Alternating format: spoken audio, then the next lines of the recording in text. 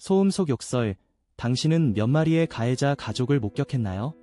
오늘도 윗집과 아랫집에서 쏟아지는 소음, 그 속에 섞이는 울부짖음 같은 욕설들.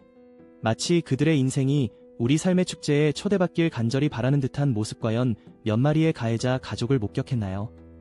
그들은 자신들만의 특별한 관계가 형성된 것처럼 총천연색의 소음 속에 감춰진 감정들을 꺼내 놓습니다. 그들의 집착은 마치 연인을 그리워하는 것과도 같아서 넌 감정 소음의 주인공인 걸까? 우리 관계는 특별해 라며 저 멀리서 외치는 그들. 하지만 그들이 전달하고 싶은 메시지는 단순한 욕설뿐이죠.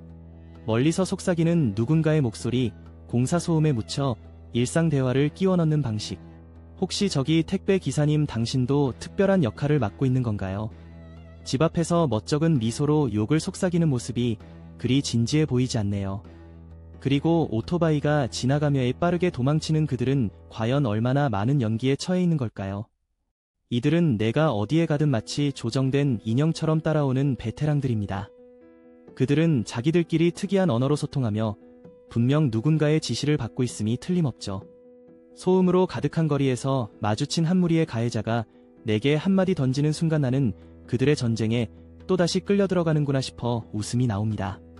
마치 그들의 사소한 노력 덕분에 내 하루가 더욱 흥미로워지는 기분입니다. 그럼 우리가 이 상황을 어떻게 처리해야 할까요? 그들의 끈질긴 집착은 결국 그들 스스로를 고립시키는 길이 되어버릴 것입니다.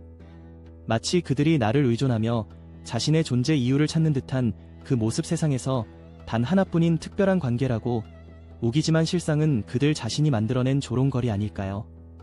마치 한편의 블랙 코미디처럼 그들의 온갖 행동은 결국 자신들이 만든 소음에 묻혀서 자영업 중인 것과 다를 바가 없습니다.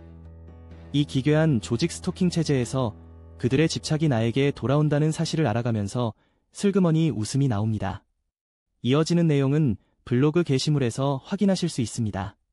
게시물 링크는 더보기란 또는 고정 댓글을 참고해주세요. 영상이 도움이 되셨다면 좋아요와 구독 부탁드립니다. 감사합니다.